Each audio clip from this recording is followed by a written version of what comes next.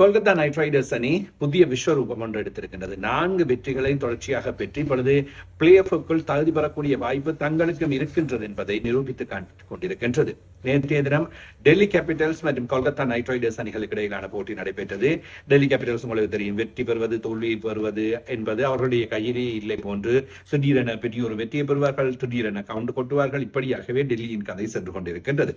Delhi Capitals அணி முதலில் துடுப்படுத்தாடி 8 விக்கெட்டுகளை இழந்து 142 ஓட்டங்களை பெற்றுக் கொண்டது. பத்தும் நிசங்கா 29 பந்துகளில் 59 ஓட்டங்களை பெற்றுக் கொடுத்தார். அவருக்கு அடுத்தபடியாக அசுதோஷ் சர்மா 28 பந்துகளில் 39 ஓட்டங்கள். அடுத்தடுத்த விக்கெட்டுகள் வீழ்த்தப்பட தொடர்ந்தும் தடுமாறியே இந்த ஓட்ட எண்ணிக்கையினை பெறக்கூடியதாக அமைந்தது.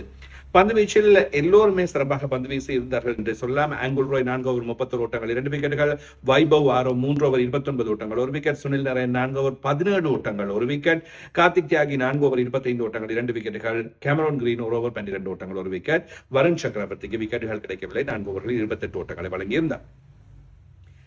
ஃபின் அலன் அதிரடி நிகழ்த்தினார். 47 பந்துகளில் 10 சிக்ஸர்கள் 5 பவுண்டரிகள் அடங்கலாக 100 ஓட்டங்களை பெற்றுக் கொடுத்தார். இதுவே அவர்களுடைய வெற்றிக்கு காரணமாக அமைந்தது. அஜிங்கியா ரஹானே 13 ஓட்டங்களோடு ஆட்டமிழந்தார். கேமரோன் கிரீன் 33 ஓட்டங்கள். எனவே ஒருவருடைய அதிரடியின் மூலமாகவே இலகுவாக வெற்றி கிடைத்தது. 14.2 ஓவர்களில் 2 விக்கெட் இழப்பிற்கு 147 ஓட்டங்கள். அக்ஷர் பட்டேல் மாத்திரமே ஒரு விக்கெட்டினை கைப்பற்றிக் கொண்டார். எனவே கொல்கத்தா நைட் ரைடர்ஸ் அணி இந்த வெற்றியினை பெற்றிருப்பதன் மூலமாக புள்ளிப்பட்டியலில் முன்னேற்றம் கண்டிருக்கின்றது.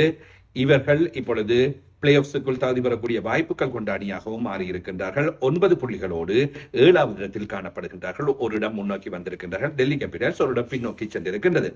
கொல்கத்தா நைட் ரைடர்ஸ் அணிக்கு இன்னும் 4 போட்டிகள் மீதம் இருக்கின்றன. 4 போட்டிகளை வெற்றி பெற்றால் 17 புள்ளிகள், 3 போட்டிகளை வெற்றி பெற்றால் 15 புள்ளிகள். குறைந்தது 3 போட்டிகள் என்பது அவர்கள் அடுத்த சுற்றுக்கு செல்லக்கூடிய வாய்ப்புகளை உருவாக்கும் போல் தென்படுகின்றது.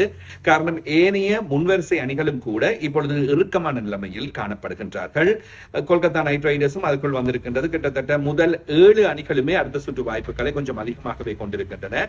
டெல்லி கேபிட்டல்ஸ் 11 போட்டிகளில் 8 புள்ளிகள். எனவே அடுத்த 3லும் வெற்றி பெற்றாலும் 14 புள்ளிகள் கிடைக்கும் என்கின்ற அடிப்படையில் டெல்லி கேபிட்டல்ஸ் அணி கிட்டத்தட்ட அடுத்த சுற்று வாய்ப்பினை இழந்திருக்கின்றது என்பதையே சொல்லக்கூடியதாக இருக்கின்றது.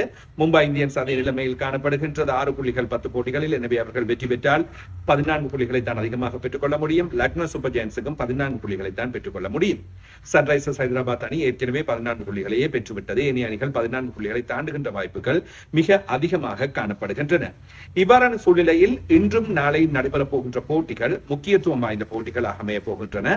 ராஜஸ்தான் ராயல்ஸ், குஜராத் டைட்டன்ஸ் ஆகிய அணிகளுக்கு இடையிலான போட்டி இன்றைய தினம் இரவு பொழுதில் நடைபெறப் போகின்ற போட்டி. ராஜஸ்தான் ராயல்ஸ் அணி 10 போட்டிகளில் 12 புள்ளிகள், குஜராத் டைட்டன்ஸ் 10 போட்டிகளில் 12 புள்ளிகள். ஓட்ட நிகர சராசரி வேகத்திலேயே 4வது 5வது இடத்தை அவர்கள் தக்க வைத்திருக்கின்றார்கள்.